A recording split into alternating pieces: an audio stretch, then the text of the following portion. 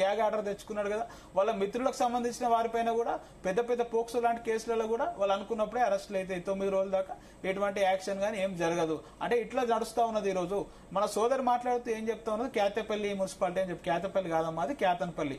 56 రోజులు చాలా మెజార్టీ వచ్చినటువంటి అక్కడ కమ్యూనిస్టులకి బీఆర్ఎస్ కి సంపూర్ణ మెజార్టీ వచ్చి అక్కడ మున్సిపల్ చైర్మన్ పీఠాన్ని కైవసం చేసుకోబోతున్నటువంటి ఈ పార్టీల మీద దమననీతి ఏ విధంగా జరిగింది, ఆ రోజు అక్కడ మంత్రి వివేక్ గారు ఎట్లా చేసిరు అని చెప్పేసి చూస్తే, ఆ రోజు బాలకృష్ణ గారి కేసులు ఏ విధంగా తన మీద పుటప్ చేసి తనను ఆదిలాబాద్ జైల్లో ఏ విధంగా పెట్టి హింసించిన చూసినాం. అయినా కానీ చివరికి న్యాయం గెలిచిందమ్మా. అక్కడ చూడండి, బాలకృష్ణ గారి పైన ఉద్యమంలో 226 కేసులు అయినాయి. మేబీ సోదరికి ఆ కేసుల గురించి అవగాహన లేనట్టుంది అప్పటికి. మేబీ అప్పటి డాటా కాకుండా ఏదో మొన్నటి కేతన్పల్లి ఈ మున్సిపాలిటీ ఎన్నికలు ఉద్యమ నాయకుడు అయినప్పుడు ఒక ప్రజా నాయకుడుగా ఇలాగ మాట్లాడడం ఎంతవరకు కరెక్ట్ చెప్పండి? రెచ్చగొట్టేలాగా మాట్లాడడం ఎంతవరకు కరెక్ట్? బండి సంజయ్ గారు తల్లిని, తండ్రిని, కేసీఆర్ గారిని, కేసీఆర్ గారి భార్యను, కేటీఆర్ గారిని ఉన్న వాళ్ళందరూ అవమానించారు. దాని గురించి మాట్లాడండి. ముందు గురువింద ఇండివిజువల్ గా కాదండి, ఏ లీడర్ అయినా సరే తన నలుపు తన గురువింద గింజ తెలియనట్టు వాళ్ళు మాట్లాడుతూ ఉన్నారు. తాను చెప్పింది ఏంటి, ఒక ప్రజా సమస్యల మీద వ్యక్తిగతంగా ఎవరి మీద మాట్లాడిందా? సుమన్ గారు మాట్లాడారు, ప్రజా సమస్యల మీదే మాట్లాడతారు. అంటే సమస్యల మీదే మాట్లాడతారు. ఇప్పుడు నువ్వు కేసీఆర్ గారికి గుర్తు అని ప్రజా సమస్యనా, లేకపోతే నువ్వు కేసీఆర్ కొడుకువే అయితే ప్రజా సమస్యనా అమ్మా? చెప్పండి, ప్రజా సమస్య ఏంటిదమ్మా? నిన్న బాలకృష్ణ గారు మాట్లాడింది బొగ్గుగని కార్మిక సంఘం సంబంధించి ఆ నాయకులకు వాళ్ళకు ఉన్నటువంటి కష్టాల మీద మాట్లాడి, అదొక ప్రజా సమస్య. బొగ్గు గనుల కార్మికుల సమస్య గురించి అక్కడ కార్మికుల గురించి ఆయనకు అంత బాధగా ఉంటే, ఒక్క నిమిషం బాధ ఉంటే ఆయన ప్రొటెస్ట్ చేయమనండి. ప్రొటెస్ట్ రకరకాలు చేస్తారమ్మా, చేస్తాడు కానీ వ్యక్తిగతంగా ఎక్కడ చేయలేడు. మీ నాయకులాగా చెప్పే ప్రయత్నం చేస్తా ఉన్నా నేను. ఎక్కడ తను వ్యక్తిగత ఎజెండాను అమలు చేయలేదు. ఇంకొకటి మాట్లాడండి, గవర్నమెంట్ ప్రాపర్టీ ఉంటే దానిపైన యాక్షన్ తీసుకోండి. యాక్షన్ తీసుకోండి. మీరు ఏదైనా మనకు అనలిస్ట్ గారు చాలా గొప్ప చెప్పారు ఇంతకుముందు. అవగాహన ఉంటే నేను చెప్పింది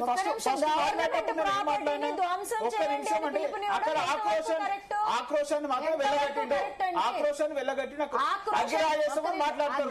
అగ్గి రాజేస్తామని మాట్లాడితే అగ్గి పెడతారని అడుగుతా ఉన్నా.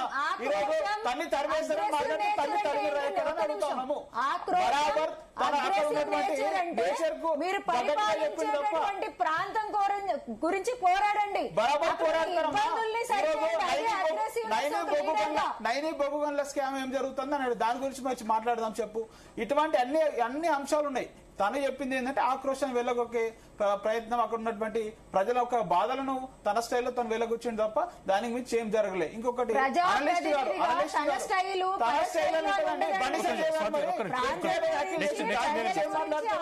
బండి సంజయ్ గారు కేసు అయిందా? బండి సంజయ్ గారు చాలా నీచంగా మాట్లాడండి. వ్యక్తిగత విమర్శలు ఎటువంటి అక్కడ ఏ సమస్యకు సంబంధించో ప్రజలకు సంబంధించి దాని మీద ఎటువంటి కేసులు కావు. ఎందుకంటే ఇక్కడ ఫ్రెండ్ ఉన్నాడు కాబట్టి. ఇక అనలిస్ట్ గారు మాట్లాడి చాలా గొప్ప చెప్పారు. జూబ్లీ హిల్స్ తన అల్లు అర్జున్ గారి ఇంటి మీద జరిగినటువంటి దాడి గురించి.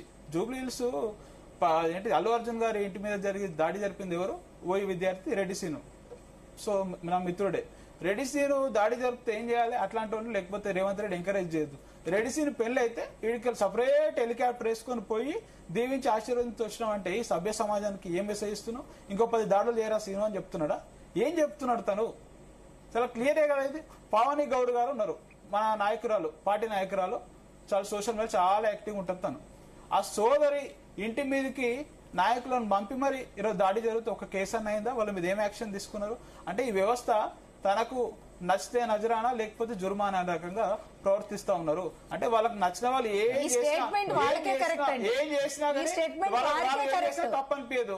మరి ఈరోజు పవని గౌడ్ గారి మీద మీరు మహిళనే కాండి, పవని గౌడ్ గారి మీద అట్లా అటాక్స్ అవుతా ఉన్నాయి. మరి దాని మీద ఏం మాట్లాడదాం?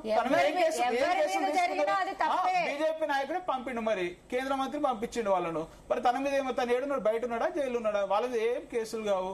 కేవలం కేసులు ఎవరంటే ఈ రోజు ప్రతిపక్షంలో ఉండి గట్టిగా ప్రశ్నిస్తున్నా, గట్టిగా గొంతెత్తుతున్న బీఆర్ఎస్ మీద, బీఆర్ఎస్ నాయకుల మీద, బీఆర్ఎస్ కార్యకర్తల మీద, కేవలం బీఆర్ఎస్ వారి మీదనే కేసులు అయితే ఉంటాయి. ఇప్పుడు ఏదో చెప్పేయాలని ఎవరి మీదో ఒకరి మీద మనం బ్లేమ్ చేయాలని అనవసరంగా బ్లేమ్ చేయడం వల్ల ఏం కాదండి.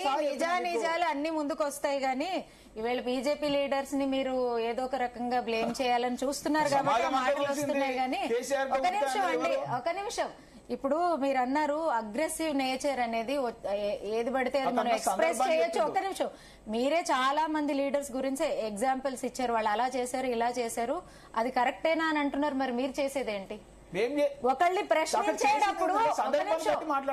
ప్రశ్నించేటప్పుడు మీ వైపు కూడా మీరు ఫస్ట్ ప్రశ్నించుకోవడం నేర్చుకోవాలి. మీరు పద్ధతిగా మీరు అన్ని విధాలుగా ఉన్నప్పుడు ఇంకొకళ్ళని ప్రశ్నించేటటువంటి సమస్య రాదు. ఇంకొకటి ఏంటంటే అగ్రెసివ్ నేచర్ అనేది ఆయనకు ఉంది అని అంటున్నారు. అగ్రెసివ్ నేచర్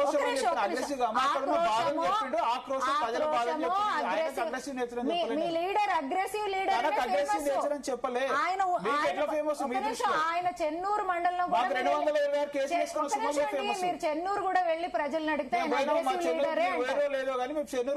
వెళ్ళొచ్చారు కదా. ఒక నిమిషం సార్ వినండి. ఇప్పుడు ఆయన ఎందుకు ఎంపీగా ఎమ్మెల్యేగా ఒక ప్రాంతాన్ని పరిపాలించి కూడా ఇవాళ ఓడిపోయాడంటే ఆ ప్రజల్లో ఆయన మీద ఉండేటటువంటి ఒక ఆలోచన మారిపోవడం వల్లే కదా. ఈయన ఒక అగ్రెసివ్ లీడర్ గా ప్రామిస్ చేశాడండి వాళ్ళ ప్రాంతానికి. ఒక మోడల్ టౌన్ ని నేను నిర్మిస్తాను, ఒక హైలీ ఏమంటారు మంచి రోడ్స్ ని నిర్మిస్తాను, అలాగే హాస్పిటల్స్ ని గానీ మార్కెట్స్ ని గానీ చాలా మోడర్నైజింగ్ గా నేను అక్కడ డెవలప్ చేస్తాను వాళ్ళ ప్రాంతంలో అని చెప్పి చివరికి అవి ఏమీ చేయలేదు. ఆ విషయంలోనే సక్సెస్ ఇవ్వలేని లీడరు ఈవేళ ఇవన్నీ మాట్లాడుతున్నాడు. ఇవి కూడా ఆసుపత్రి చూపిస్తా.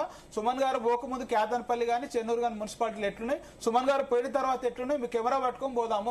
సుమన్ గారు ఎన్నికైనాక తర్వాత ఎంత అభివృద్ధి చేశారు ఆ ప్రాంతం మీద అవగాహన ఉన్న వ్యక్తిగా చెప్తాను.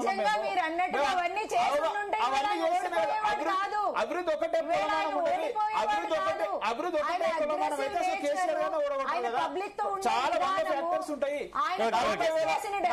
మీకు వివేక్ గారు 40,000 ఉద్యోగాలు ఇస్తాను దొంగ మాటలు నమ్మి 400 హామీలు ఇచ్చిన కాంగ్రెస్ కదా.